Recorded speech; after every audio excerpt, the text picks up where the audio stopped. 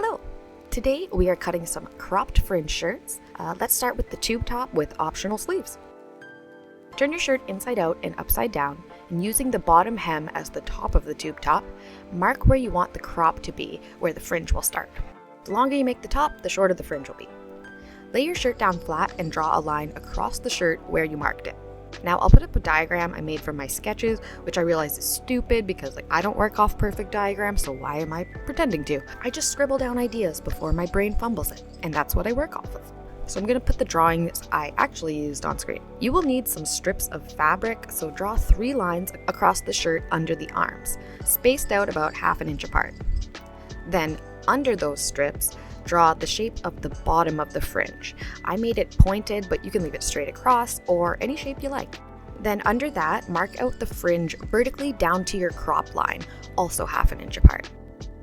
You only have to mark half of it because we're going to fold it before cutting. To cut out the tube top, start under the arms with the strips of fabric, cutting through both layers of the shirt, then stretch them into separate strings. And subscribe to my channel. Then cut the bottom shape of the fringe, fold the top in half, and start cutting up along the fringe lines through all the layers of fabric, stopping at your crop line. Unfold the tube top and cut the middle fringe and up the seams on the sides. Pull and stretch the fringe pieces to make them stringy. Now turn the top back inside in and cut 2 small holes next to each other in the center of the hem that is now the top of the shirt, just through the top layer of fabric. Then take 2 of your extra strips of fabric and tie them together, or cut 1 string if your shirt didn't have side seams, and use a safety pin to weave it in through 1 hole, around the shirt hem, and out the other hole to make a drawstring.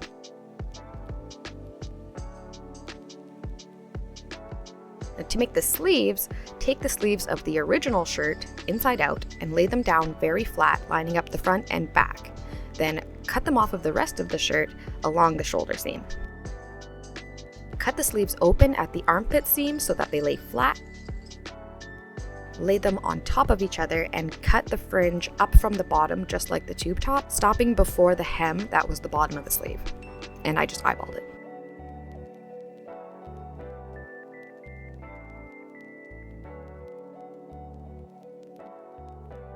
Stretch the fringe, then use the remaining string from before with a safety pin and weave half through the hems of the sleeves for ties.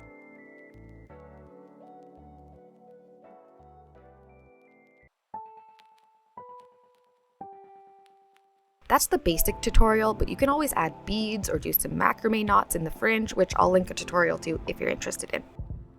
Putting the tube top on is easy, just tie the drawstring at the top, but the sleeves are a little harder. I was going to do an adjustable knot like on necklaces to hold up the sleeves, but the fabric of this shirt was just too stretchy for that to work, so I used my mouth as a second hand and tied the sleeves around my arms in a bow.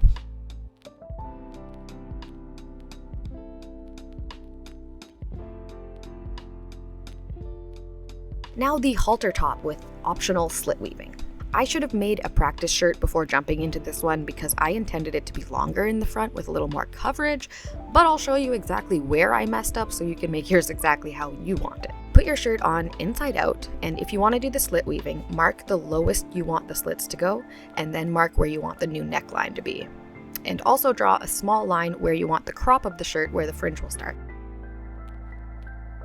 Lay your shirt down flat, still inside out, and trace out your neckline. Now I just went around the collar because mine was a V-neck. Then if you're doing the slit weave, draw a V from the neckline down to the mark you made earlier, and draw straight horizontal lines about 1/2 inch apart across the inside of that V section. You can curve the top line a bit if you need to. Then you can draw out the crop line where the fringe will start. You can see my plan was a longer, more pointed crop on the shirt. Use a ruler and draft out the cutting lines for the fringe, down to the bottom of the shirt, also about 1/2 inch apart. You only have to do this part in the center because the rest of the fringe is going to be cut from the back, but I was originally going to cut the front and back completely separate. Make small marks on the back side of the shirt at the crop line so that you can see it when you flip it over. Turn the shirt over to draw the back and start with the crop line, which should be the same as the front. But you can see I made the back less of a V shape than the front, which would work if you cut the front and back fringe separately. Draw a vertical line straight down from the center of the crop line to the bottom of the shirt. Then draw inward curving lines from the armpit seams on either side, connecting to the vertical line, making a big Y shape. Draw 2 more vertical lines parallel to the first one on either side below the crop line, about an inch away. These will be the back ties of the shirt. Now for the halter ties around the neck, continue the center vertical line up to a few inches below the collar.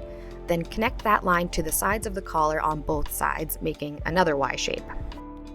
Make these straps wider than the bottom ones by drawing another line on both sides of the top Y shape, going down from the shoulder seam, following the shape of the Y, and stopping at the bottom Y shape about an inch away from the center vertical line. It was here I decided that I was going to cut both sides of the fringe from the back to save time, so I drew the cutting lines for the fringe on the back, which is the best way to do it and wouldn't have been a problem if I had made the crop marks in the back the same as the front.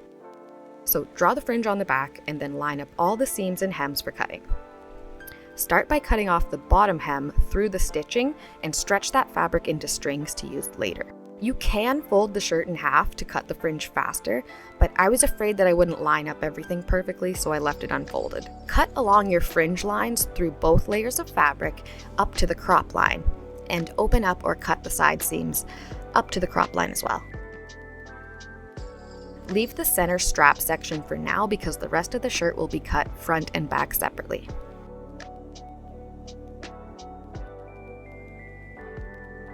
Cutting through the back of the shirt only, cut up the center vertical line, being careful not to cut the front layer of fabric. Then cut along the top Y shape, stopping at the sides of the collar. Flip the shirt over and carefully finish cutting the fringe in the center of the front of the shirt, just through that front layer. This is when I realized my error. By not mirroring the fringe pattern of the front onto the back, the shirt was cut a couple inches higher in the front than I wanted. Flip the shirt back over so it's backside up again and cut up the lower Y shape you drew from the center up to the armpit seams on both sides. Then cut the last line of the top straps from the center up to the shoulder seams on both sides.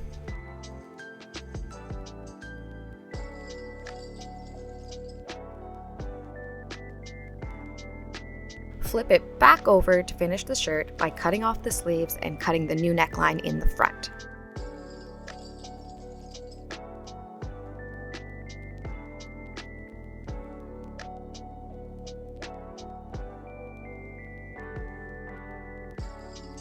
If you're doing the slit weaving, you can cut your slits inside the small triangle at the neckline by cutting a small hole onto each line to slip your scissors in.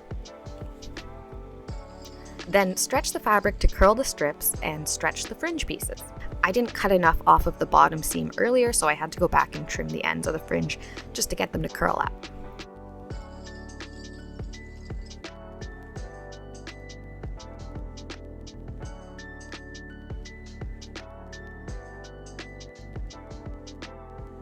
Okay, put the shirt on by tying the top halter straps first, and then tie the back straps.